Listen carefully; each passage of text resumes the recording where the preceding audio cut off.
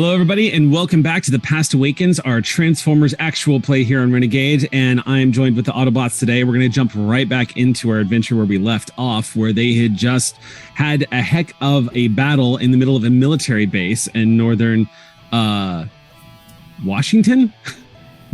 I cannot blanking on the name. There's a state, Washington, right? There's like a whole state like up north, I think. Some time visualizing like what could this look like? Yeah. It probably looks closer to where you live actually be than the rest of us. Although probably because it was out sort of in the middle of the in sort of like this beautiful like expanded nature preserve that was surrounded by trees and hills and countryside, quite lovely, the Pacific Northwest. Unfortunately, that's not how you left it. There is a burning fire, explosions, wreckage, signs of combat, half partially destroyed airfield, a decimated F-35 fighter jet, and all sorts of chaos behind all of you as you escape from this facility. It is worth noting, again, just to emphasize and give you guys a quick catch up, it has not been established who these humans are. It's assumed that they're government, but there's still no identification of who they are. One thing is for sure, though, they have definitely seen alt mode now. At least a few of them have seen alt modes. How that's going to pan out is hard to say. It does make things difficult, especially if they are government, because robots in disguise is a primary directive from Optimus and Teletran. But what are you going to do? You had to get the beacon, which you did. That's a problem above our pay grade. That's an Optimus Prime problem. That's an Optimus Prime problem. I mean, it'd be cool if we figured it out. Can you imagine the pat for that? Good shoulder. I'm just going to start using that as like vernacular for doesn't bother me. I'm just going to be like, sounds like an Optimus problem to me. So where we are right now is y'all are in a retreat. Y'all have fled the base. In the back of Processor in the hold with the beacon itself is Derailleur. You're actually holding it in front of you, Derailleur. You've got this thing in front of you, and what you can tell is that it is partially wrecked. It looks like it's been damaged or some such, and the energon that is powering this thing is flickering inside, and it looks like it's struggling to activate, but it's like pulsing as opposed to steadily glowing like the other one was. Just as a recap, Charlotte and Billy are currently seated inside of Sleeper as y'all are driving out of here. I'm going to say it's about 15 minutes or so after the escape from the base. I'm going to pick up right where we left off before Jason's internet decided to go offline. And please, I want to know what I was frozen as. Was it at least a good shot that I was frozen in? No, it was the typical shot. No, it was a typical shot where like the tip of your hat was just barely covering the front of your eyes. So we couldn't tell. Like, I was like, is Jason ignoring me? Like, does he not want to play? Like, really good at sitting perfectly still. Your hat was perfectly right over your eye, so we couldn't even tell that like if you were blinking or not. Yeah, it was the sleeping cowboy effect. We had no idea what was going on. You know, part of my charm. Yeah. So, Processor, as y'all are hitting sort of the barrier of escape where you can feel pretty safe that no one is following you, one of the things that you have started to notice is that you are able to sense and feel the pulsing energy of ancient Cybertronian technology in your vicinity. Just because this right now is being held by Derailleur in the back, it is visible. Like you can feel it. You can sense it. You get a sense for it. It feels familiar, ancient. Are any of you else feeling that? None of you, the rest of you. The only other person that might get a sense of it is you, Sleeper, since you are also a native Cybertronian. Feeling what? Like something ancient, some kind of power. I think we definitely got the right thing because I'm getting nostalgia just sweeping over me like in the days of old Cybertron. And about that point, Processor, you notice that Sleeper looks damaged. Is anybody else damaged? Anybody else take damage from the last combat?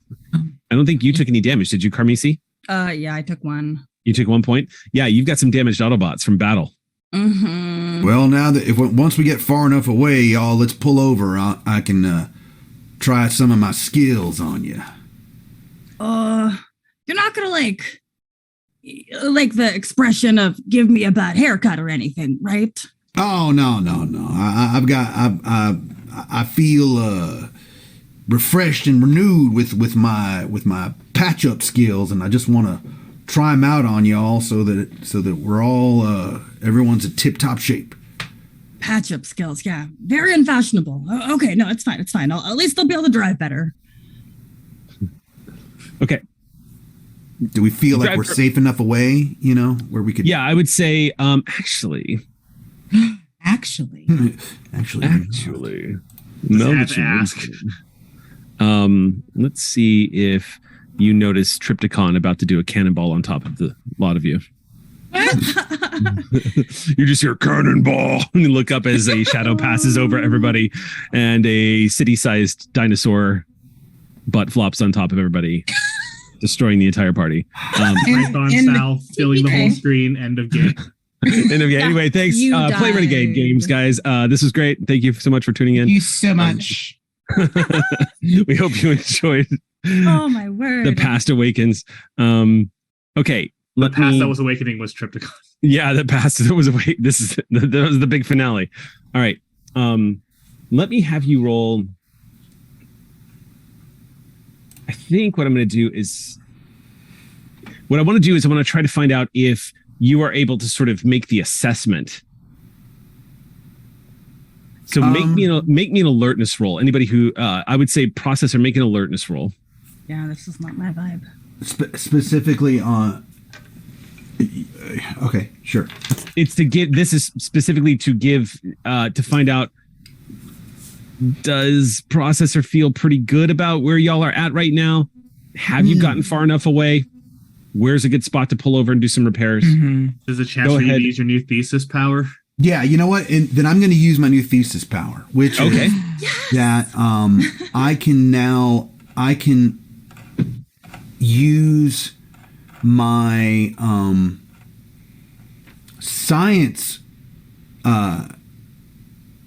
science levels for any other smarts based skill test. And since I have a much higher science, then that'll give me a much better chance to know if we are. I can do that once per scene, so once per thing. So let me try that. So alertness is a smarts roll. Yeah. A D8, a D6, a D4, and a D2. Dang. Okay, yeah, make your roll. Tell me what you get. I was listening to the movie soundtrack before we started. All right. I got I think I crit because I got an 8 on the D8. Right?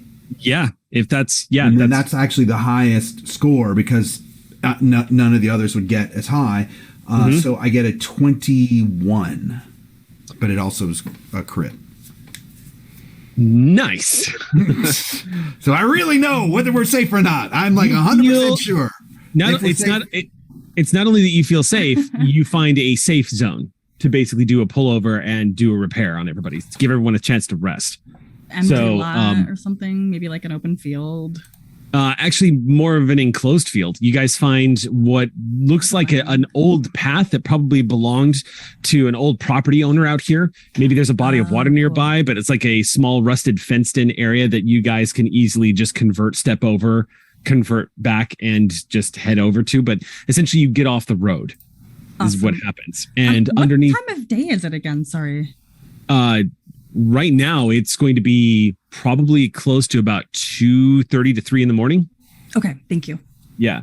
So you managed to get off the side of the road and stepping over the tops of this like gate and whatnot, you all managed to find yourselves a nice place underneath the canopy of these huge pines and trees. Just the headlights shining across like these large trunks of trees as you guys pull off into the wilderness.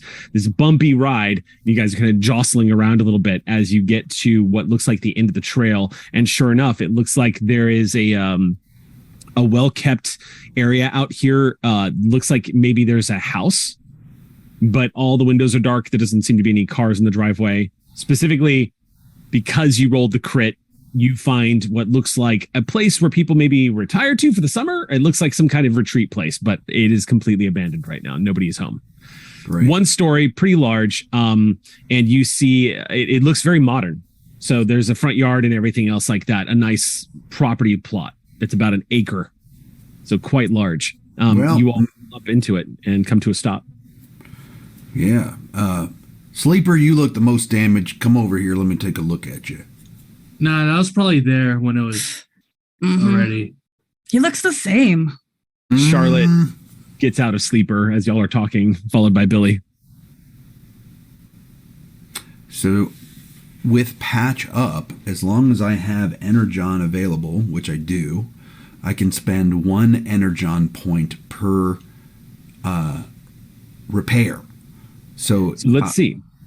If you look up Patch Up, after a quick soldering, you'll have them up and back in action in no time. Once per turn, you can spend an Energon point to make a skill test to repair a Cybertronian or vehicle or heal an organic life form. So I would make the Patch Up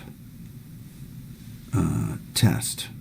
Let me just read the repair rule, because you may not, because as you know, spending Energon, that's a finite resource that once it's gone, you have to wait until it regenerates over time. So before you spend it, because that might be useful for like in emergency needs. But let me just look at this.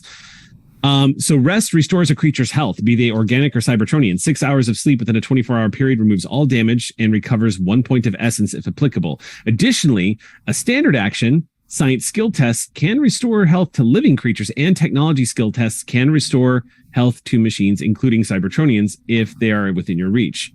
The difficulty of a skill test to restore health is equal to 5 plus 5 per health level you want to restore. So if you want to restore 1 health, it's a difficulty 10 check to repair somebody. So you wouldn't have to spend Energon. Okay, great. How many health is everybody down? Just 1 for me. Just 1, I believe. So restoring health requires a standard action and, for example, and the appropriate specialization. So, for example, restoring health to a Cybertronian requires a repair kit. It says that you always have one. Always count as having a standard repair kit. Yeah, which is you are the healer of the party, the medical officer. So all right. I think you should use it just because it's a cool flex. All right. So you convert processor, just you see immediately processor, you just kind of raise your hand up and this little spark starts coming out the tip of your finger, like a little soldering iron, and you start making patchwork on everybody who needs it and repairing the body. Who are you rolling for first? You roll for Sleeper first. All right, Sleeper. So this is a difficulty 10 check. Make your roll. No problem. Got a 20. Restore that point of health that's been damaged. All right. Just like new, Sleeper. Processor knows his trade. Sleeper, he just completely repairs you. You see sparks flying out of Processor's fingertip, and a few moments later, just kind of you hear a bending sound, and just like that, the damage that's done to the chassis and everything is completely repaired. Now, Sleeper, you want me to knock out some of these dings and these scratches and these cracks? Wait, that's possible? What dings?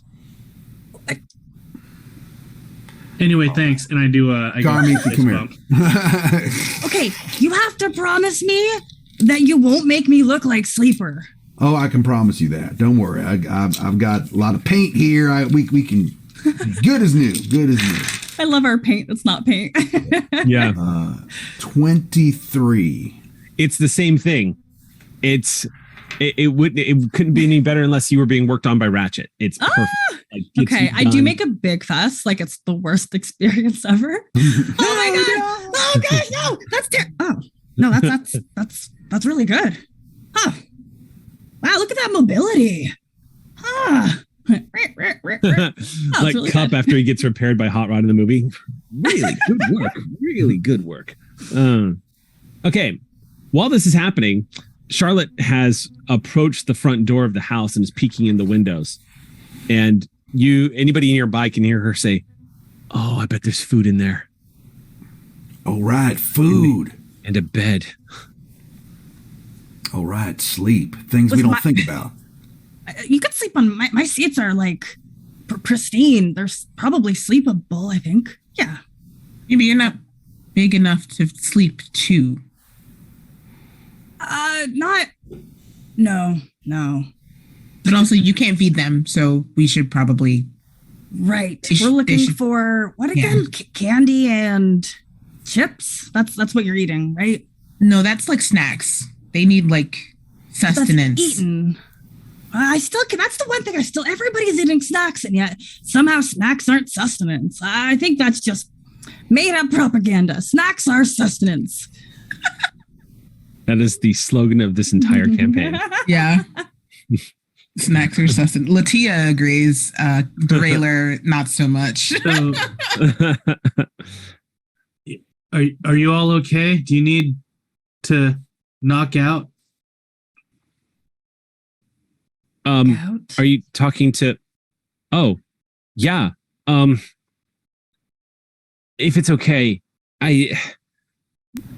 Billy and I are pretty exhausted, but I know we got to keep moving. If we need to go, then we'll tough it out. Well, I mean, I don't think there's any harm in maybe letting them sleep in that house while we guard it for 6 hours. Yeah, Processor, this place is pretty safe, right? Like, you checked it out. Oh, yeah. Okay. Oh. Yeah. No, that's a great idea. We might even be able to hack it to open the door up electronically and not even look like we broke in. Do they have electronic locks on this place? Like it's an old wooden shack. No, he said it looked modern.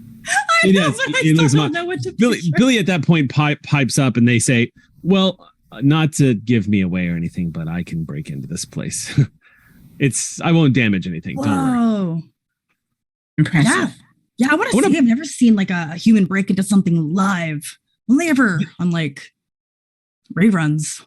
Oh, it's not that fancy. Here, they put their backpack down and they just unzip it and start going through it. A few moments later, you see Billy pulls something out of the backpack and gets over to the lock, and Charlotte just watches them lovingly. Like this is like one of their favorite things about Billy. And they just kind of, and the door just swings open and Billy puts this device back into his bag. Oh. They just turn and look at everybody else and they go, "All right, let's do this." Yeah. Oh, are y'all sure you're okay just sitting around out here? I'm not gonna sit around. I'm gonna go do donuts. No, you're not. Don't attract attention. Oh, okay, but this They field just would be wave. so good for it. Oh, And they yeah. step away and start talking to each other. We're fine. Just go get some rest. And the Read the two fridge. of them head straight for the kitchen. Should we take watch, or is there a garage we should go inside if there's weird that's 4 cars out here?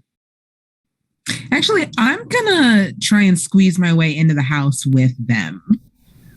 Honestly, Derailer, you're size appropriate. You, like I said, you're kind of, even in alt mode, you're about She-Hulk size. So you can step through that doorway just by ducking down and getting in there. Yeah.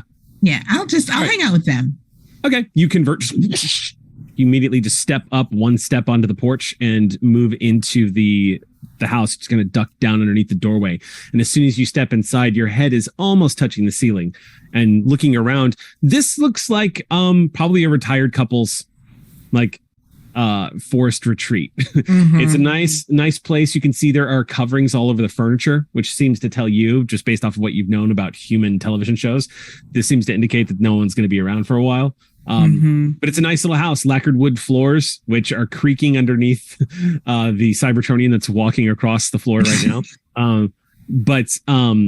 Yeah, it's a nice house. You see some pictures and some really tacky paintings on the wall depicting more nature scenes. Yeah. They couldn't get enough of nature outside. They had to have more nature inside and White less people. I mean, cool. We do that. It's just bad nature paintings of ducks next to a picturesque window that you could probably see ducks if you looked out. Yeah.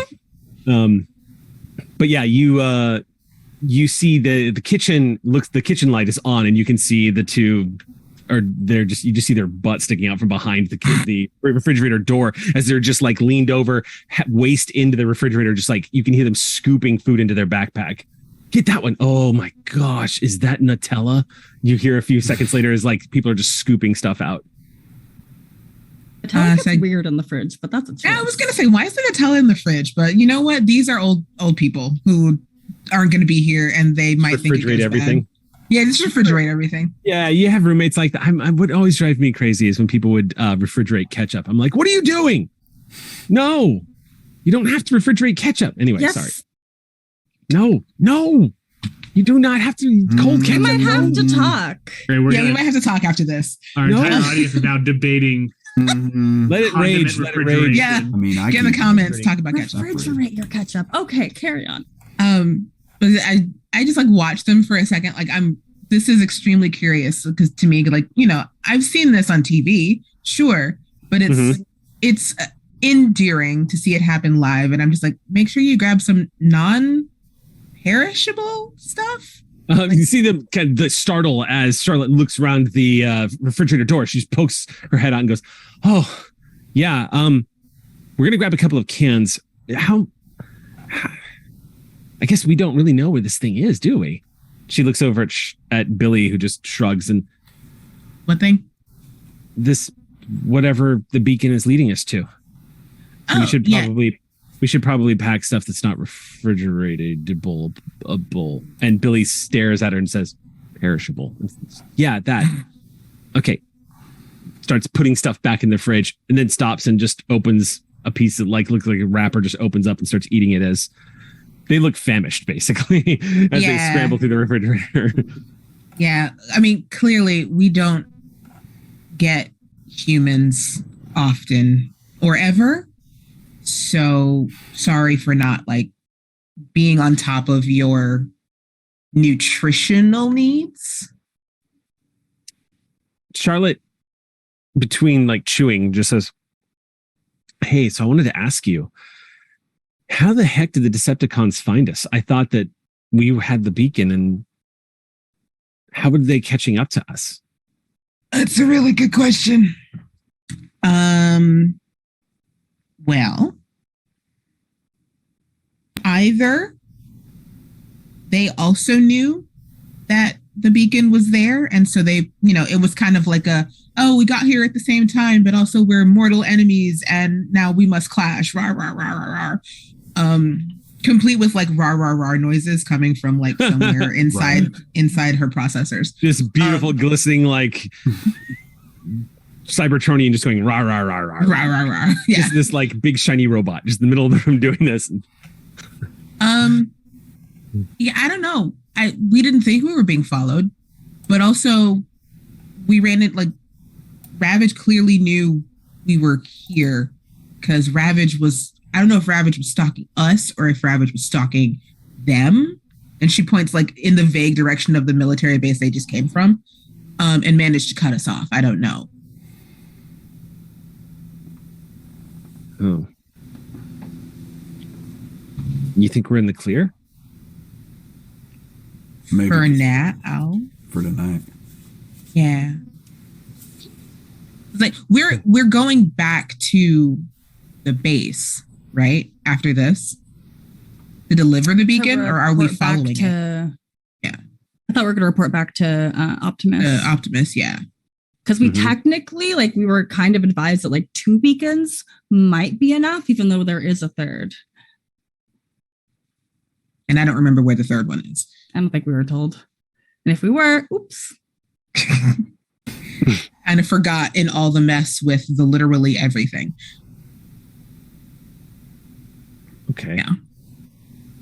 Charlotte finally seems to have gotten her fill of whatever it is she's eating and has grabbed a couple of cans, while Billy too has also gone through the kitchen and just grabbed as many canned and like bagged food as possible to like shove into the backpack. They don't carry too much. It's just enough to like keep them so they can keep, you know, energized while you guys are traveling. But Charlotte, at one point, as they're wrapping up, she walks up to you and says, if we need to keep moving, we can sleep, in the back seat or something. It's not a big deal. No. I think that you should get good rest. Like all the the ads all say that you should get like 8 hours of sleep, but I don't think that that's like research shows that you don't necessarily need 8 hours of sleep. I think I read that somewhere too. Do you spend a lot of time like researching humans? I go down what the internet calls Wikipedia rabbit holes. Oh, yeah, I know what you mean. Yeah. So I know a lot about a little about a lot, a little about a lot. Well, it's pretty late, so if we're going to get sleep, we should probably get started on that, right? Billy nods. Yeah. All right. Let's go find the bed around here and we'll crash. Not literally. I don't know if that's slang in Cybertronian, but we're just going to go to sleep. Yeah, I got you. Cool. Good night, and thank you. Yeah, no problem.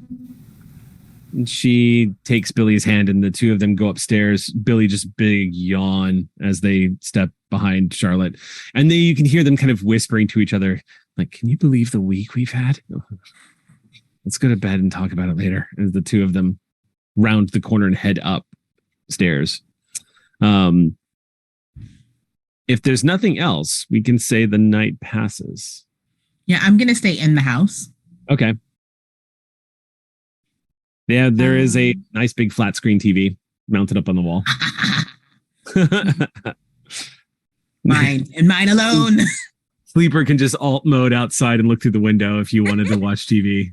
Oh, I like that. Processor, you're very, very gratified to see that this couple, whoever they are that come out here, are very environmentally conscientious. You see divided recycling bins all along the side of the house that have been overturned as do not collect rain. But you see that they also apparently have a well out here as well. No pun intended. They're after my own heart. There might be. The thing is what I've noticed is when you're a recycling truck, you're pretty much invisible. So I could just park out front and people just assume that you're there for a reason and they don't really think about it. They just, you could park. You could park sideways and just cover the existence of the other two Autobots on the other side of you. So, because you are very large. You are a large boy. But yeah, as the night passes, you'll be happy to know no incidents. Every now and then you see headlights on the highway from a few miles away, little like twinkling lights between the trees, but nobody comes down the path. I want to ruin just like a very small part of their field. Just like, I'm not going to do donuts. Okay. I think Kermisi is just going to like drive to a spot where the land is a little wet and rear wheels and just start revving them. So like it creates that trench and it shoots a bunch of dirt everywhere and like mud. And then satisfied by the destruction and like that cool mud splatter on the back. Now I'll drive back and hide behind processor for the rest of the night. Many a bladed grass was slain just now as you drive back, as you enact your vengeance upon the lawn. And by the time you make it back over to processor, you can see that Carmisi has accumulated what looked like some pretty rad spatters of mud on the back wheels as they come driving up and park. Carmisi. Cool, huh? Right? What about not really attracting attention and not harming the environment? Oh no! I just repotted the grass in the ground. But you're always complaining about people scratching your paint, messing with your paint, and then you get a bunch of mud caked on it. Sleeper. This is aesthetically applied. This was intentional. It was artistic, and it becomes fashion when it is done with that same intent. Now when I drive around, everybody's going to be like, wow, what a beautiful car. Definitely belongs here. But also that little bit of dirt just gives me that blendability. So, people only take selfies in front of me, not like from like the back or anything. Seems kind of try hard to roll yourself in dirt when you could just accumulate it over several years. Try hard? No, it's not me. Several, more like many decades. I mean, I don't even feel like I need to count after a certain point. Oh, the parts you repaired me, it's really weird because those parts are white. The rest of me is kind of like a right off-white. Yeah, but I mean, in a way that fits your aesthetic even more. Now you've got strange little pieces everywhere. To keep. You've got a gray piece, you got a white piece, so you got an off-white piece, you got a cracked one, you got a good one. Fits with what you're trying to do, Sleeper. Cool. Okay. So the night passes, and you all have what might actually be your first night out in the wilderness like this, where you just parked underneath trees. I mean, even Sleeper, you spent most of your time in storage. So this is kind of y'all's first night out here on Earth by yourselves underneath the canopy of trees and the stars. And the Autobots, the lot of you can't help but occasionally glance up at the night sky. The humans here are mystified. From what you've seen, they are still searching to find out if they're alone in this universe. To you, it almost feels impossible that anybody could possibly think that with the sheer the sheer numbers alone. It would be a greater improbability that you would be alone in the universe especially with the capacity for organic matter to evolve, to create, to build. It gives you kind of a snapshot again every time you get a chance to look at the night sky like this, how isolated humanity seems to feel. But beyond that, the rest of you look out into a night sky that has always been somewhat alien to you. You know that Processor and Sleeper are from your homeworld of Cybertron. They've seen other worlds, other planets, colonies. They've seen other Cybertronians that are not really Autobot or Decepticon. But to you, Earth has always been home. You are the bridge between Cybertron and Earth. You Cybertronians that were essentially created and grew up here on Earth. So there's a different story told from the eyes of each Autobot who looks up at the night sky. To the humans, it's a grand mystery. To a few of you, it is a twinge of homesickness. And to the others, it's a horizon just waiting to be crossed. And then there are the Decepticons, who seem to be absolutely hell-bent on either dominating Earth and stripping it of any energon that they can find and destroying every Autobot that they see for a grudge that has been deepened and deepened for over hundreds of thousands of years now. But there is peace that comes to all of you when the sun begins to crest over the horizon, because the sounds of nature just continue to shift and change as the twilight hours begin to shift into the deep, dark night into sunrise. The birds start chirping. You can hear the just symphony of organic life waking up as the sky begins to turn these slight blues, purples into the golds and oranges. And the two humans emerge, kind of snapping everybody out of their silent reverie as they are just seeing this cycle, just like all the nature around them. And humans, man, do they have the tendency to completely forget how intrinsically linked they are with all of the things that are happening around them.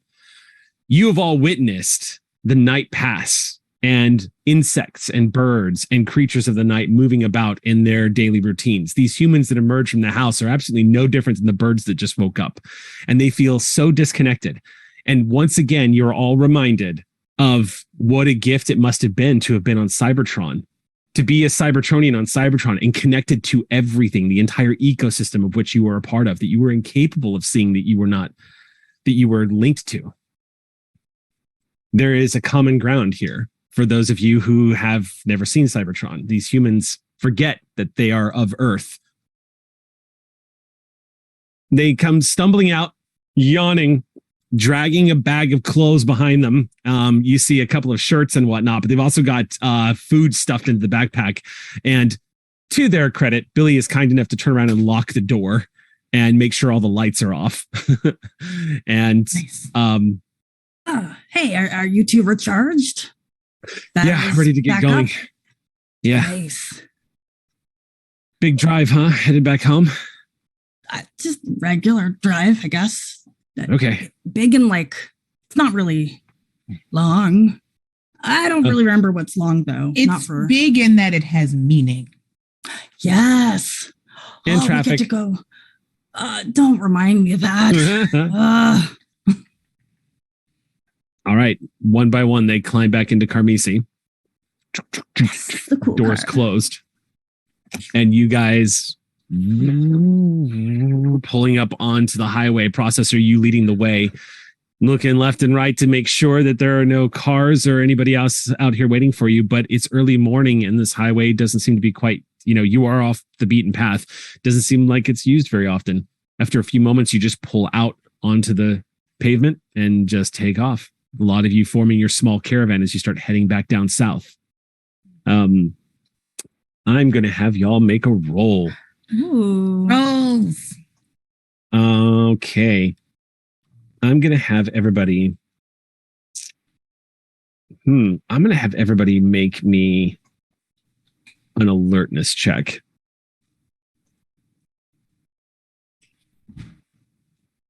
As y'all are keeping your eye out. Huh. I do not have...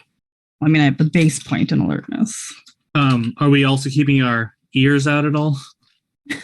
Yes. Okay, great. Yeah, no, definitely. I would definitely count that as using your sensory to make sure that... Yeah. Can I get a bonus for having the humans look out the window? You can say no. I just have to ask. I think it's a legitimate skill that I have to earn. Like it's a perk. There are benefits that humans can do when they're riding inside. But I don't have those. Well, let's just play with how flexible the system is. I'll give you a D4 to the roll. Worth An it. extra D4. Yeah. Okay, I did not pick up. Or actually, no, we should make this realistic because of the condition that they're in right now, waking up in the early morning. So make it a D2. That'll be like Okay. a nice I've got middle my ground turns. of yeah. Perfect. Okay, so make y'all's roll and tell me what you get. I have crit on all the dice. Oh, okay. Wow. There's a 26 total, but it did crit. Holy moly. I got an 18. Okay. 16 plus 2. Okay, sounds good. I got a 10. Processor, you can't hear over your own engine. Wasn't paying too much attention. The I got a 9. I think engine. they're just talking too much. Like, Mhm. oh, was that tree suspicious? Oh, remember when we were researching like ancient trees that came to life when they were haunted by angry spirits? And it's just like, I can't think over that. Well, y'all managed to make it out of the wilderness, but you're still far outside the cities. The cars are still pretty infrequent out here. The highway is quite wide, but it's one of those like rural highways. So it's occasionally you'll pass somebody going the opposite direction, but for the most part, it's pretty chill. As y'all are traveling, though, Sleeper, what'd you get again? I got an 18 total. Okay, and Derailer, you got a monster number. What was it? Yeah, I got a 26 total. Yeah, okay. So Derailer, you and Sleeper, about an hour and a half into the drive, two things begin to happen. First of all, who has the beacon? I think I still do. No one has asked for it, so I still have it. Yeah. Are you still writing in processor? Mm-hmm. Yeah. So, Derailer, do you have is the beacon still in store, or do you still have it like in your little compartment, or are you? Yeah, it would be like it would be in my little compartments. Okay. You feel a pulse of energy in coming out of the beacon suddenly. So much so that it almost scrambles your optics. You just kind of like immediately, sleeper and processor, you're able to feel that as well. It's almost like the beacon switched on for a second. Am I having a heart attack? Is this what what it feels like? You humans having a heart attack? Is that what it feels like?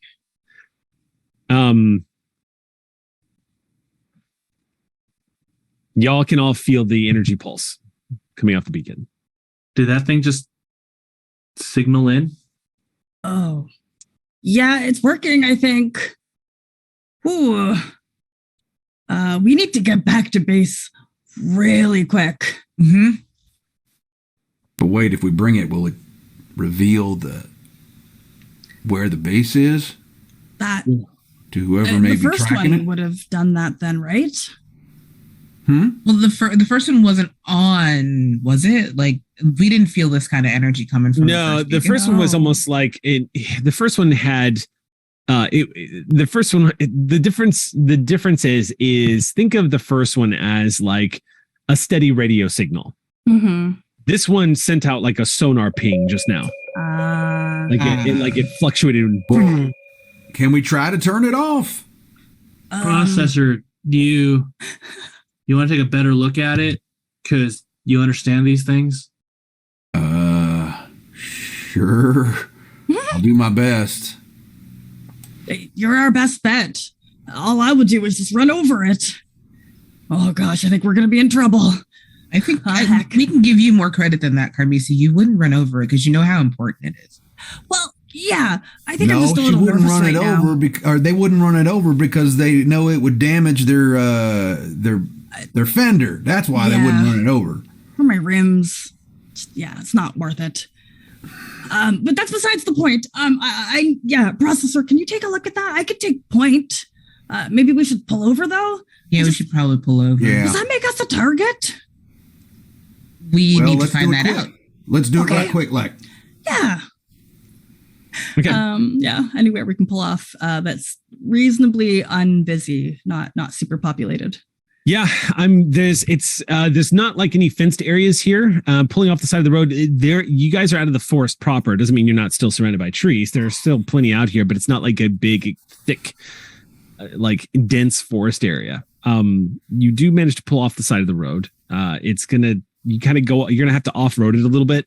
There's no roads out here. So as you move off the road, you kind of drive down the slope and into the woods. You think at one point, Processor, you may have crushed an old wooden fence that you drive onto, but thankfully it was just wood.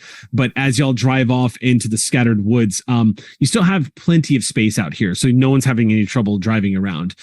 Looks like this was probably might have been perhaps an old farm of some kind, like maybe an old field that has long since grown over, because the land itself looks like it's plotted out, like maybe it was a large slice of property somewhere, but no one's out here. As you drive off to the path, you get maybe, we'll say about a half a mile away from the road before you all feel reasonably safe that you're not going to get spotted if you alt mode. All right. Well, let's do it quick as we can, because if that ping went off, it may have alerted whoever's tracking it where it is. Yeah. Okay. So third beacon. The kids get out and all of you convert. Mm-hmm. Yeah. And I pull it from it is in a compartment that would be, if Derailer were a human, would be where her heart is. So she pulls it like out of this like chest compartment and hands it over to Processor. Okay. You see this again. It looks like this sphere that has this line that divides it. On every like an equal distance between each other, there are 4 additional spheres embedded into each side that also pulse with glowing energy, and it's kind of flickering with light. Almost looks like just like a large, like a full-on hand-sized grenade almost as you hand it over. Processors, the moment you touch it, this is an old piece of Cybertronian technology that you may have seen before. You are somebody who is versed in repair, and you are native Cybertronian. You actually start feeling pretty familiar with this as you're holding it. You're like, So what would you like to do? Well, I'd like to see if I could figure out how to turn it off. All right. Go ahead Or and at least turn off the pinging part. So you want to see if you can figure out to turn it off. Let's do this. I'm going to say, make me a technology roll. Now, can I use my thesis power? It's a smart skill. You absolutely can. Since technically we had that 6-hour rest, so it's a new scene. Yeah, that's right. Mm-hmm. Everybody is. Yep. I'm going to use my thesis power. Come on. All right, I like that. 21. Nice. 21. Blackjack. Okay.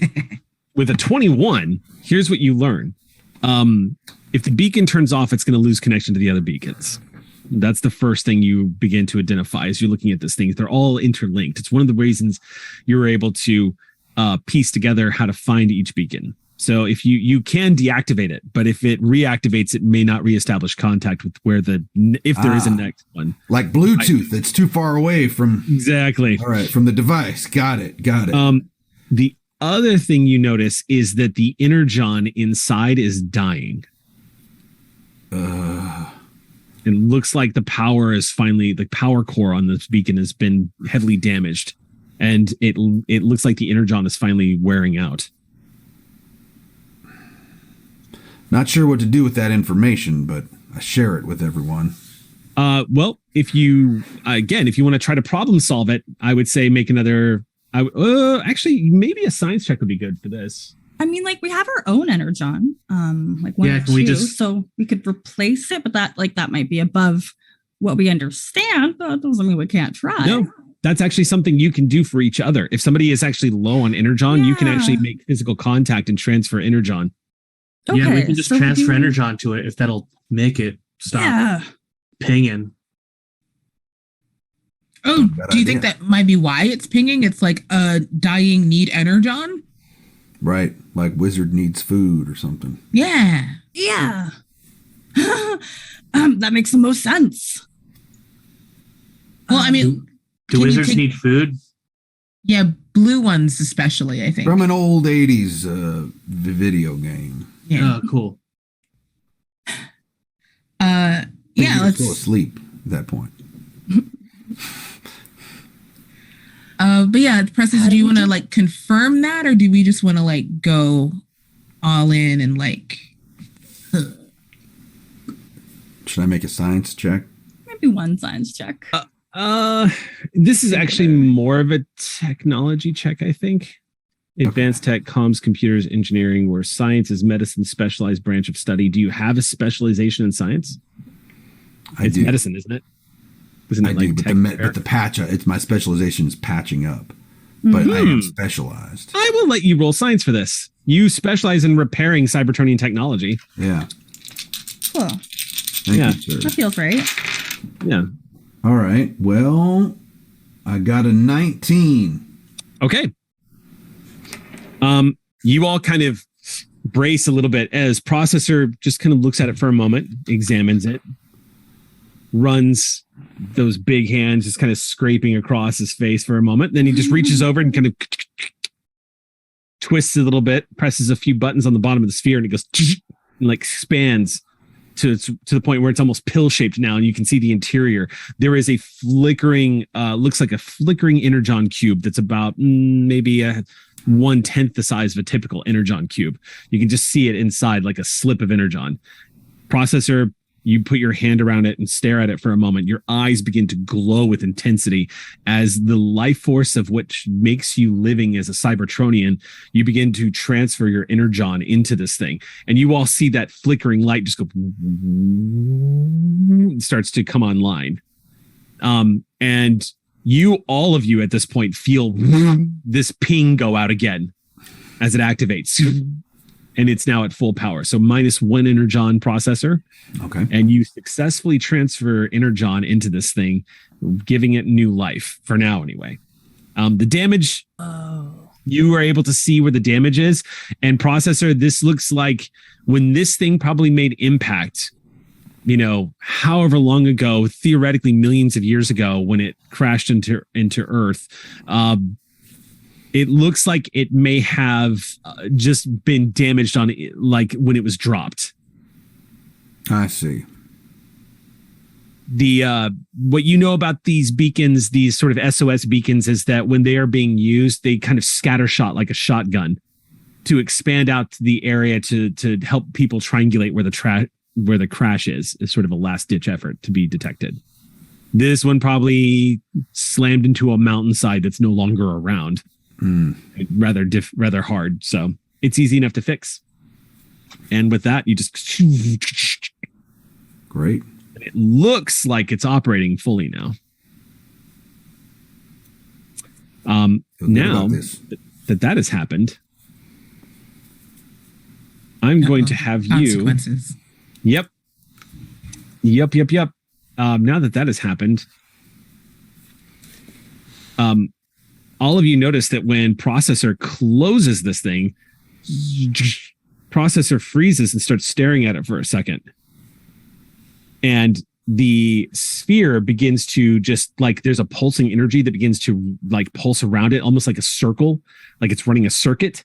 And processor stares at it and holds and just keeps staring.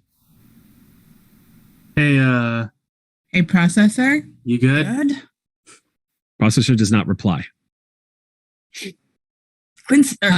Sleeper, go poke him. Okay. This would have been great yesterday when my I know. If only if I timed this better.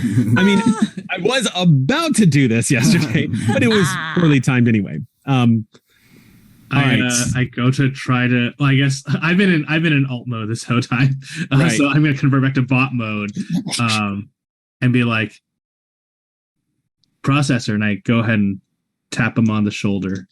Ding, ding, ding. Nothing. No acknowledgement. Nothing at all. Processor is just literally frozen in place, like somebody disconnected from a Zoom call. Oh, he's broken. I don't know. He's the one that fixes things. How do we fix him? Can you try and get the beacon out of his hands? Oh, I'm not touching it. I will try that with, now that I'm in bot mode, I will try to use my grappler to pull it off. Ooh. That way I'm not going to get frozen, hopefully. Okay. Smart. Make your... Well, the grappler, that's easy to get around it.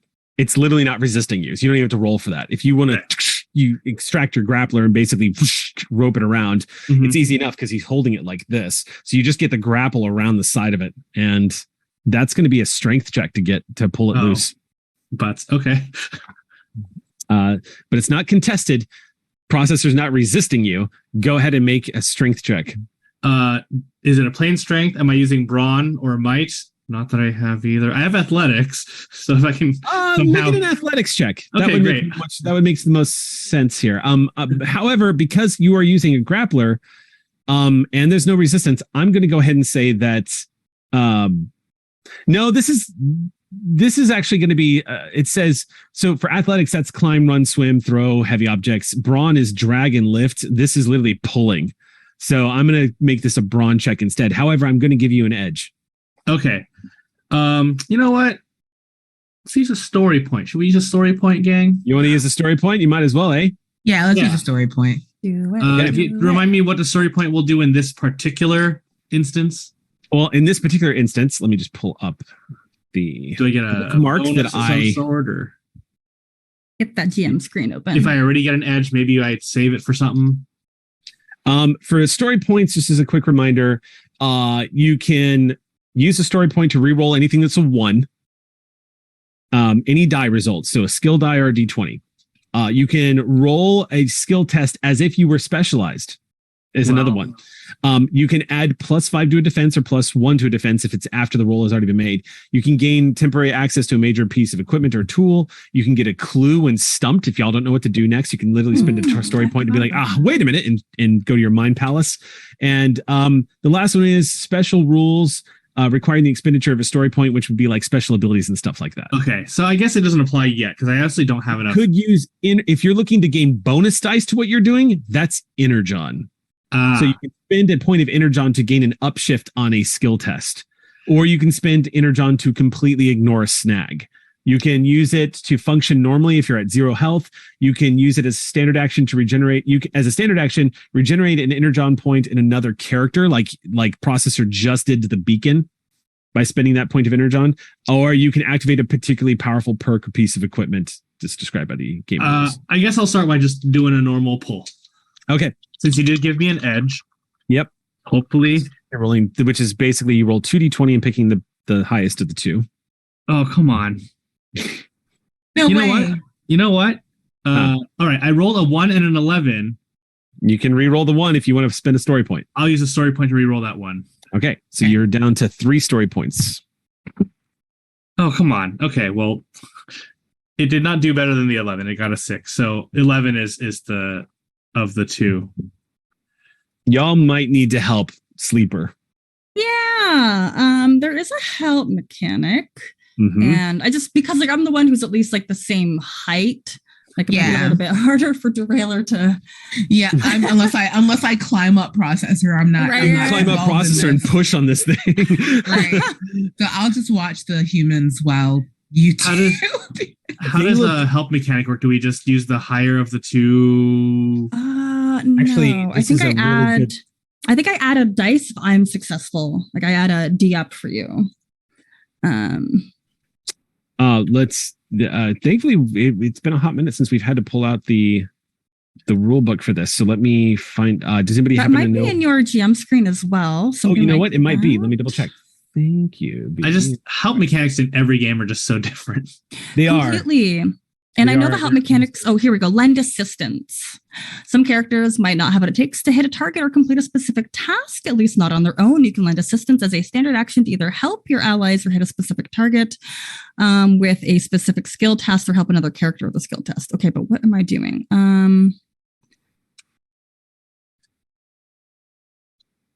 So for the skill test, does it have to be a different skill? That's a combat action, though. What am I doing out of combat? It probably still exists outside of combat. It's just going to be under normal skill check rules. Okay. Why don't we do this? Because we did the first roll incorrectly, because you didn't have the skill, but you rolled with edge, and it didn't matter anyway because you failed. So there was nothing really thrown out of whack with it. So this is the way this is going to work. You don't have the skill, so you're at a snag. However, the grappling hook, it was giving you an edge, which nullifies the snag. Now you've got help, which gives you an additional edge. So now you roll with 1 edge. So you're going to roll 2d20 and pick the best one. As Carmisi basically comes over and grabs your arm and starts, like, the two of you are just pulling on this thing.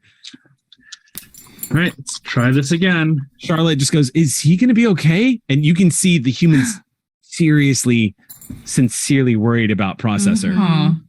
Yeah, I'm just standing with them like I do not know what's going on. Oh, that's fun. That's a 1 in 400 chance. I got 15 on both of them. Okay.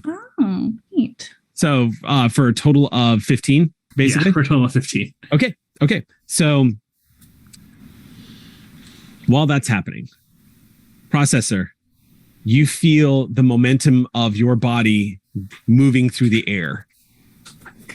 Like you're falling for a second. But the sensation shifts to you moving through the air in a controlled leap. A moment later, you slam into this metal ground just as you feel a wave of heat course past you, almost searing the top of your chassis. So close was it that you realize you need to duck.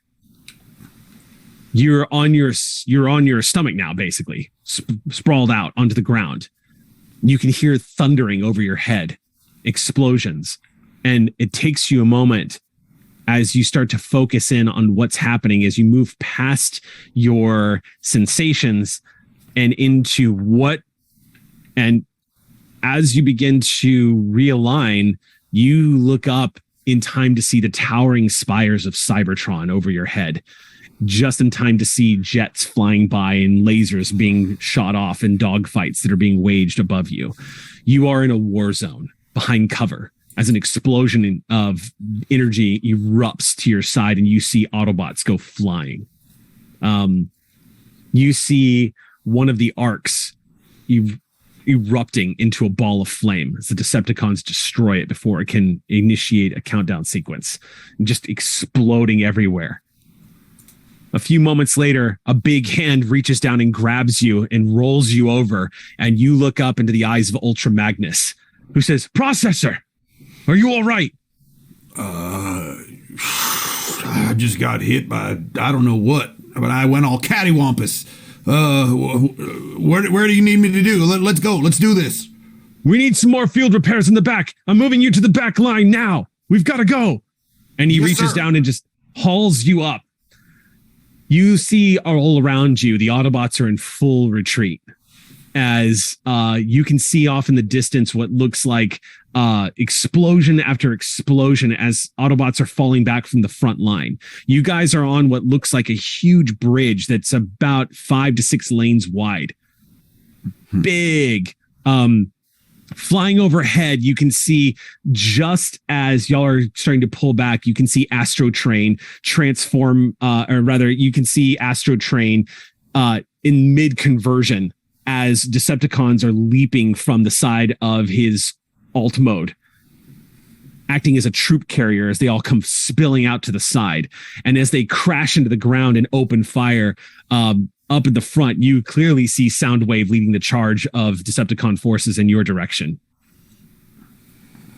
Spinning your shoulder around, Ultra Magnus covers your escape as he just starts opening fire behind you. Goes, "Go, go, go!"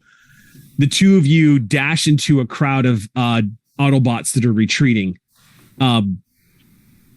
As you dash into what looks like an opened area, the Autobots behind you begin to set up what looks like a barricade or some kind of like an additional front line to cover the retreat. You guys stagger backwards to try to get away from that front line until you're finally around cover, this old blown out building. As you round the corner and put your backs up against the wall, Ultra Magnus stops for a second and gets on the comms and goes, "I need a damage report now. What's the status of the front line?" You just hear static coming in.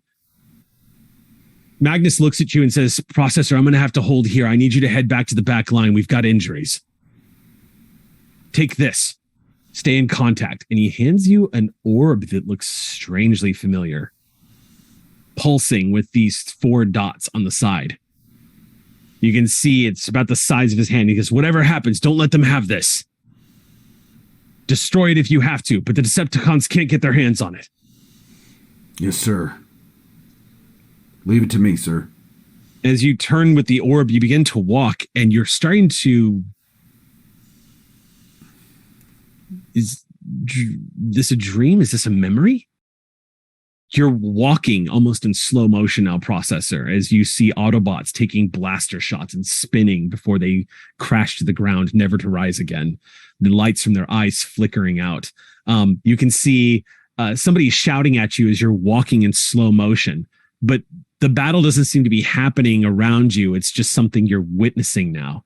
You're like a ghost.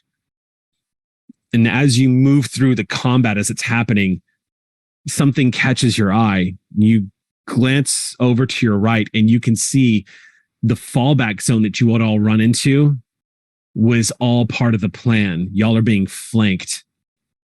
And as you look right, you can hear one of the Autobots shouting the alarm as you see converting after swooping down, convert in mid-flight and land on the ground, Starscream, who immediately just puts up both of the blasters and with a big smile on his face begins to just let loose blaster bolts, hitting Autobots that were guarding their flanks. And as this is happening, you glance down again at the orb and it pulses. And it pulses. You stare into the Energon for a moment.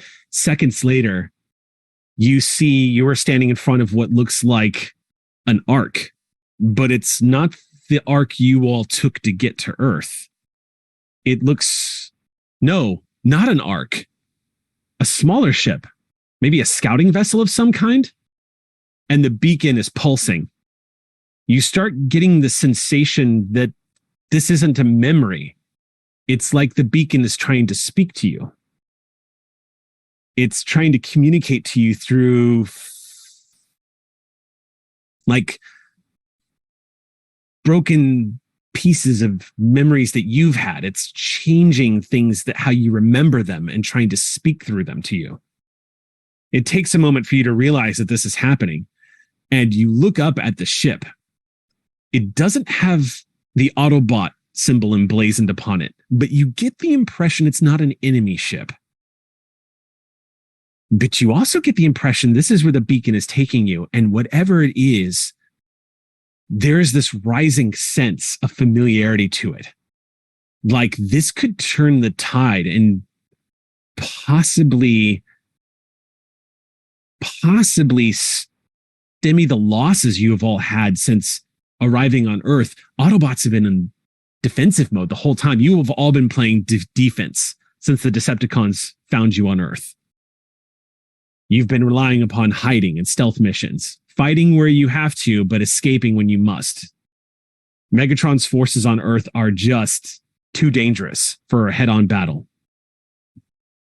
And yet what's in front of you right now, Processor, you're almost certain, and now you're staring into the face of Sleeper, who's just dislodged the thing right out of your hand. And all of a sudden you're just, your eyes immediately go back into real time for a second, and it's disorienting. You can still hear the explosions and shoots and like firing of the battle all around you, the chaos, the violence, and then Sleeper just collapsing onto the ground with Carmisi as the both of them just go rolling, and the beacon just goes ping right out of your hands and rolls across the ground and comes to a stop. And you just I think we got it. Sleeper. Yeah. Is that you? I look around. Yeah. Carmisi will look around. You do like, that is Sleeper. Yeah. I just had the weirdest thing happen to me. Yeah, you were Like frozen. kind of really zoning out there. I was back on Cybertron. What? No, you were here. I'm telling you, with every fiber of my being, it's like I was back on Cybertron. What did you do? Did you watch a race? Did you? Yeah. What happened?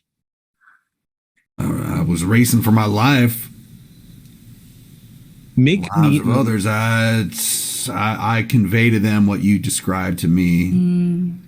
You all listen and rapt attention as Processor begins describing this, basically the final days of the Great War on Cybertron before the Autobots escaped. It sounds horrifying.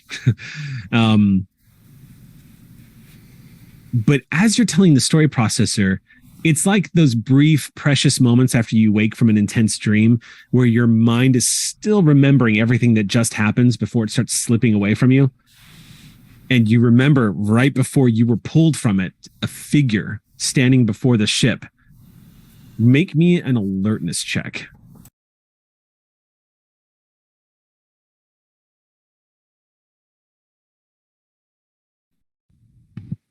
You're muted. 18. 18. Yeah. Lucked out. I cannot stress this enough. That was the right time to succeed at the roll. Okay. Not only do you get an idea of what you're looking at, but you also get a sense of what you're looking at and its meaning. So as you were waking up from the dream, somebody was standing in front of you right before you came back. And what you know for a fact is whoever this is, you don't think they're connected to the ship, but they're somehow connected to all of this. They might be an ally, but they're strangely dark, like shadowy. Like you can't, like seeing somebody that has that in a dream that feels very familiar to you, but you can't see their face. And they it's were one on of the those. ship? They were in front of the ship. In fact, you might think that they were trying to guide you to it, like they were waving you into the direction of the vessel. Who could it be? But you get the impression that they are the one you need to find. Is it anyone that we've encountered on these missions? Do I feel? No. Okay. All you get a sense of they didn't feel like an Autobot. It feels like a memory or a familiarity, but you're pretty sure they weren't a Decepticon either. A Cybertronian that was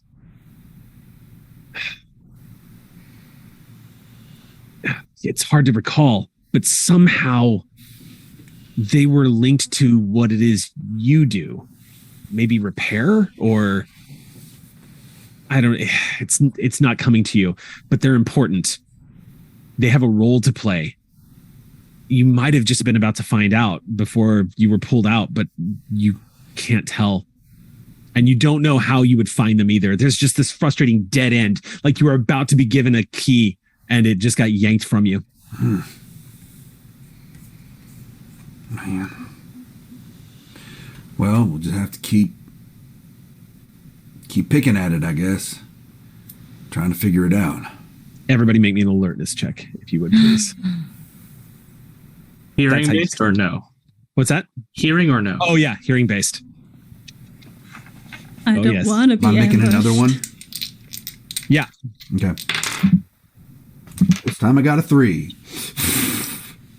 Here's my 1 in 400. I got a double 17s on my D20s. Oh, wow. 18 total. 18 total. 21 total.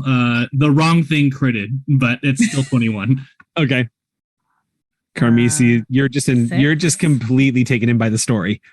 You're like, I don't think anybody's even like really taken the time to talk to our little like the Cybertronians that are kind of been born on Earth. Like, you don't get to hear stories like this. So yeah, rapt attention. Like, yeah, it sounds awful. But as processors in the middle of describing the stream, and processor, you're trying to pull that memory back. You're trying to figure out, who is this figure? What is the ship? What's the significance of any of this? And I guess this is where the beacon is taking us. It all, because you're all on high alert, it snaps into you. Everyone, you all look at each other, except for Carmisi. You all look at each other pretty much the exact same moment, which kind of confirms everyone is suddenly suspicious of the very same thing. You hear the telltale signs of what sounds like a sonic boom in the distance. I didn't hear anything, did I? No. Yeah. You're literally just war. Wow. I think the first thing Derailer does is like she looks up, and the instant she hears that sonic boom, she's like making she was going to go get it anyway, but now she's making a dash for the beacon to grab it because they need to jet before the jet comes. You scoop it up. You guys can hear the telltale noises. You can hear the like crackling of a jet engine off in the distance. I think we're being watched from above. We got to get out of here. What? Really? I don't see anything. I convert back into alt mode because we sounds like we got to get out of here. Oh, sure. I guess if I'm not really panicking, the humans are probably also chilling as well. The humans who are watching all of this, they seem to be relieved the processor is okay. Okay. Charlotte is just looking at everybody and like, you know, I do on an airline, I don't freak out unless I see the flight attendants getting nervous. Exactly. So they're watching y'all's faces right now and they're just like, they see the sudden alarm, but they haven't said anything. Okay. Yeah, we can get back on the road. That beacon's gonna be bad news, but it's fine. It's fine. Yeah, we're all just gonna say the same, but we're all gonna say the same thing over and over to each other and over each other. Let's just convert and go. Yeah, good idea. All right, convert and go. All right, so one by one, you all convert back into your alt modes and begin to head back to the highway as quickly as you can. I'm gonna keep it since I'm in processor's back compartment. I can see behind us, so I'm going to keep alert. Okay. So as you all pull out onto the freeway and start racing down the freeway,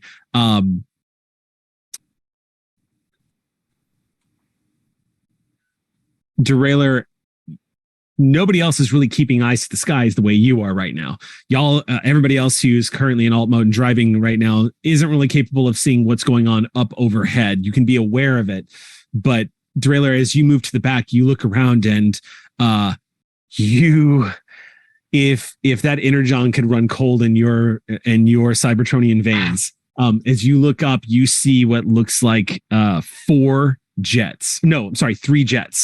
And in the distance, you see what looks like a sleek looking black attack helicopter that is racing into y'all's direction. You're not sure if they're circling around y'all, like they've spotted, like vultures have spotted their prey, or if they're looking, but they're all pretty much off the distance. But the one thing that occurs to you, Derailer, without even having to make a roll for it, is, of course, they're going to be watching the highway. So 50-50 chance y'all have been spotted. You don't know. Yeah. There's no other way to get back to the Ark from here. Yeah. Easily, at least. So we just got to risk it. Interesting. Okay. Well, what's our option? We got to make some choices quickly. Well, okay, here's the thing. It's like a 50-50 chance that we have been spotted, but also if they're looking for us, they're going to be looking for a group. Yeah. So maybe we put some space between ourselves. Oh, no. Did I hear split the party? You heard increased distance between vehicles. Oh gosh. Convert and go. Yes. Increased distance. Choosing words very carefully. Should we give the device to the fastest car just in case? Oh, I don't know if I want to touch that. I think keeping it with you and me processor as the tank and a speedy one. No, it gives us could be options. good. Yeah. Right. Sounds good. Yeah. I gotta speed around, you know? Mm-hmm. I could definitely take them, you know, if we do get caught, I can route them and try to send them in a different direction. Yeah. All right. Also, we also have to keep the humans safe, so.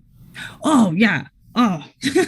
Yeah, there is that. Don't forget about that. I mean, hey, you two are good with like high speed road chases, right? That's something you do every now and then. I feel like speeding is only going to attract more attention because then we'll get any local patrols on us too, in case you didn't remember from a few days ago. Right. Okay, speeding is a backup option. Maybe sleeper. You can go like distract them with your dents and all the rest you have. I think that's rust. I can't tell anymore. You're driving and talking. We can just do. These are all last minute options if it is confirmed that we are being followed. So I think we're good for now. Okay. So we're gonna trust the highways. Y'all just proceed then. I think so. For now. But like separated, slightly separated. Space out a little bit. Yeah, can we spaced out? Not separating the party, but we'll look less like a convoy. Right. So, we'll let normal cars get between us. So here's the good news. Okay. Because robots in disguise. Yeah. Even though they are supposedly Decepticons chasing after you, you still get to make your infiltration checks here. Because that's the beauty part of alt modes is you look like you belong. I mean, the only one who's kind of out of place, honestly, is going to be processor, and even not by much. It's not unusual to see a large truck like this driving on the highway. So let's go ahead and refer to our traits. So y'all have, come on. Here we go.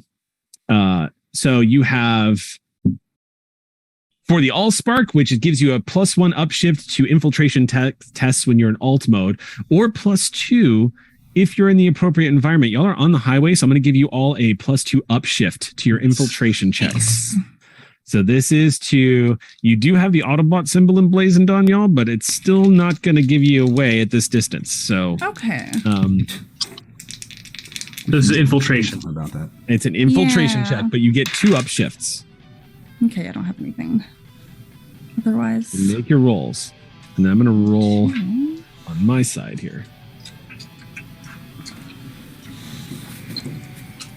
And tell me what you get when you got it. I have a 20. 20. But I'm also extremely hidden. I'm not on the road, so.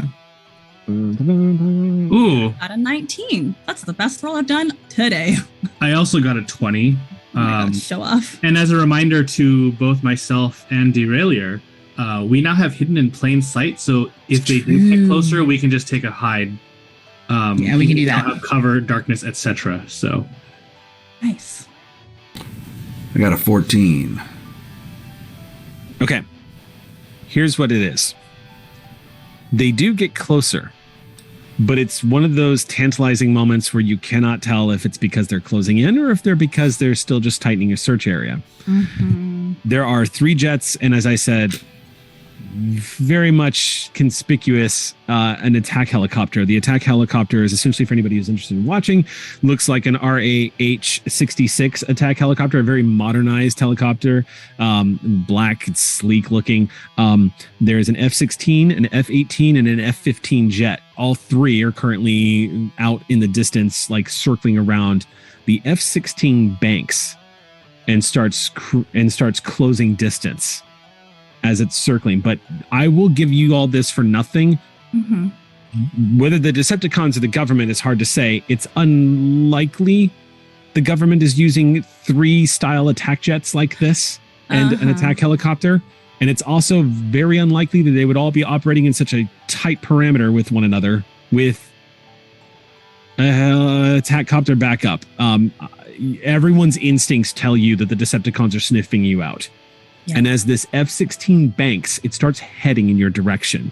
It's still at altitude, so it doesn't look like it's swooping, but it looks like it's heading towards y'all's direction on the highway. And as you hear that engine roaring in, each of you just kind of trying to play it cool, currently surrounded by almost an entire squadron of Seeker Decepticons. That is where we are going to stop today's session. No! Yeah, we're running a little short. We're a little short on this one because we got a big game next one. Next game session is the penultimate episode. So the next game session, yeah. I believe that, yeah. Next episode is... make it. I just want to survive. It's going to be a big one. Yeah, I'm rooting for you guys. I'm rooting for y'all. Thank you so much for joining us for today's adventure. We ran a little short this time because we're going to make up for it next time. So we'll see you next time.